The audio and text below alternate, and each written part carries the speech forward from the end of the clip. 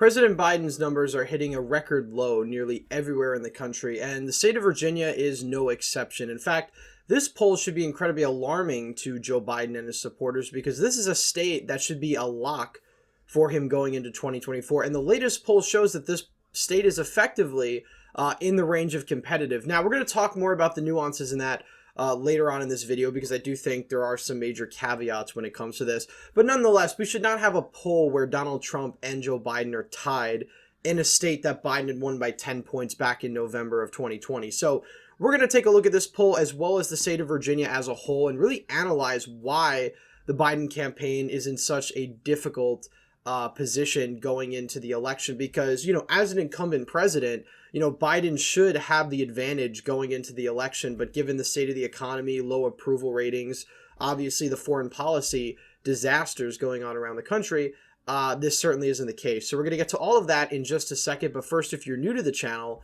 please consider subscribing down below and liking this video if you enjoy. So this poll that had just released today essentially has Joe Biden and Donald Trump tied 42-42 in a head-to-head matchup. When you add third-party candidates in, Joe Biden has a 2-point lead. And even though this survey has a margin of error of about 4.2%, this is still a pretty alarming result nonetheless for Joe Biden because even in a best-case scenario for him in the poll where he's leading by 2 points, he's up by 6. He's still underperforming by around 4 points where he was back in 2020, which indicates he's probably losing support in other parts of the country as well. Now, Virginia is not exactly a swing state. In fact, Virginia really hasn't been a swing state since the 2016 election. Obviously, in 2020, Joe Biden won the state handedly. And the reasons he was able to do that was because you had higher African-American turnout. You had incredible margins in suburban Nova in Northern Virginia and around the Richmond area and Hampton Roads. So all of these together basically gave Joe Biden the 10-point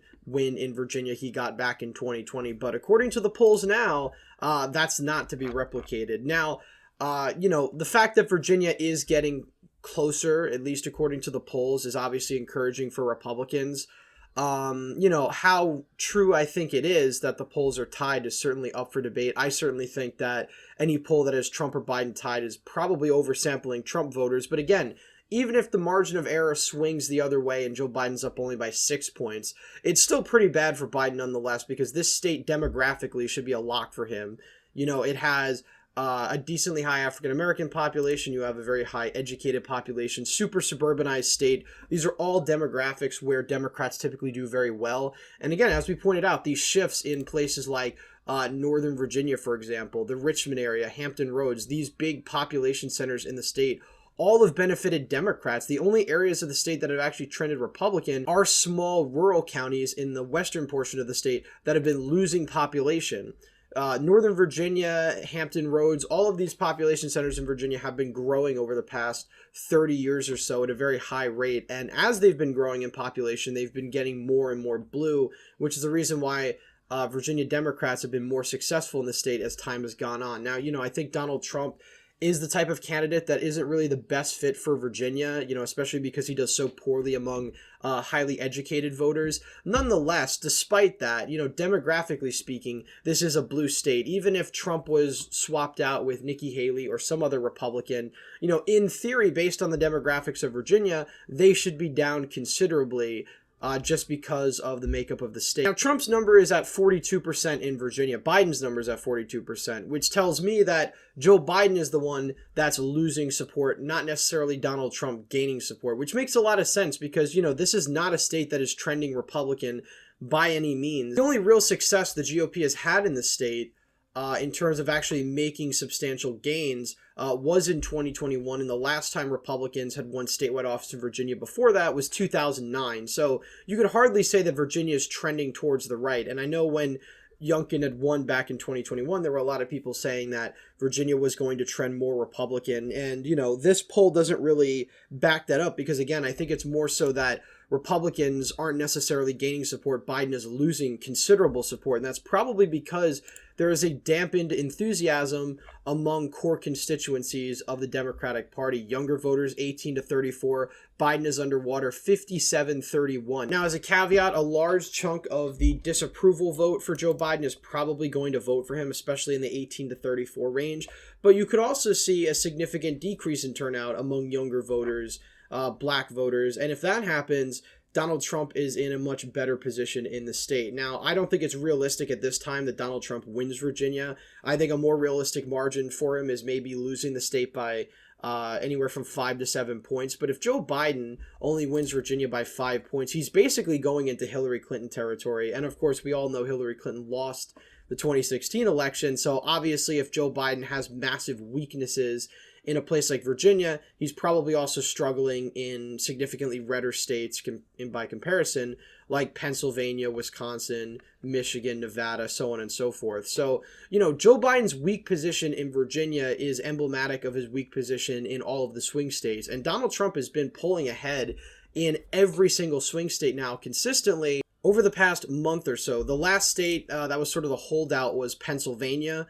But now Donald Trump is up in Pennsylvania. Now that we have a poll where the two are tied in Virginia, you essentially have the RCP aggregate in the state only Biden +3, which is technically within the margin of error. But again, the margin of error in some of these polls is anywhere from, 5.5 to 4 points. So again, assume Biden's probably up by 6 or 7. But even despite that, that's still an improvement for Donald Trump as to where he was back in 2020. Now, I think a lot of the reason Biden is doing so poorly is also because you have progressive voters opting for third-party candidates over Joe Biden. Virginia is not a swing state, so I think a lot of these Democrats are more comfortable voting for somebody like Cornel West or some other third-party candidate because, realistically, if they do so, the state's still not going to go to Donald Trump. Donald Trump is not going to win Virginia in 2024. However, Joe Biden's weak position here, I think, gives Trump an advantage in other parts of the country. Because again, the same constituencies that are down in terms of turnout, not enthusiastic about Joe Biden, are going to give